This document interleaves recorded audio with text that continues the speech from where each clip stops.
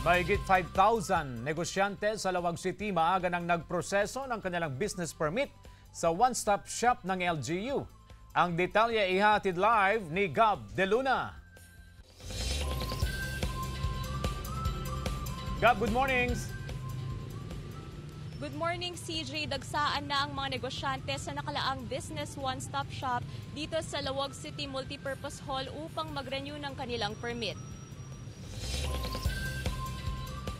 Maagang pumila ang mga negosyante sa Lawag City upang mag-renew ng permit ng kanilang mga negosyo. May inilaan ang lokal na pamahalaan na one-stop shop para sa pagproseso ng mga kailangan na requirements. Kabilang sa Business One-Stop Shop ang BFP, City Health Office, City Planning and Development Office at City Engineering Office. Pila-pila ang mga negosyante. May nakalagay rin na step-by-step process upang hindi malito ang mga kliyente. Bakit doon ay tulong na kanya, may tatanmantahang kami agala lang apan nagbayad man ti kada pwesto ma'am. May mga ilan namang nahirapan dahil online na ang pagproseso ng dokumento. Magtatagal hanggang January 20 ang Business One-Stop Shop ng syudad.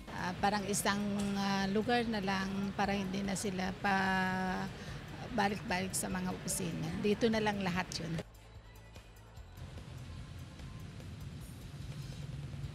Samantala, CJ, nagpaalala naman ang Business Permits and Licensing Office sa mga negosyante na agahan ang pagproseso ng renewal ng kanilang permit at ihanda ang mga kailangang requirements tulad ng barangay clearance, health certificate o sanitary permit, book o record of sales. Sa mga nais namang magnegosyo ngayong 2024 o bago pa lang sa pagnenegosyo, ihanda lamang ang barangay clearance, health certificate, DTI registration, SEC registration certificate, CDA registration at occupancy permit. Paalala rin ng BPLO sa mga nagre-renew ng permit ay iwasan ang last minute na pag-renew o renewal ng permit upang sa ganun ay mabigyan ng sapat na oras ang bawat kliyente hanggang January 20, 2024. CJ?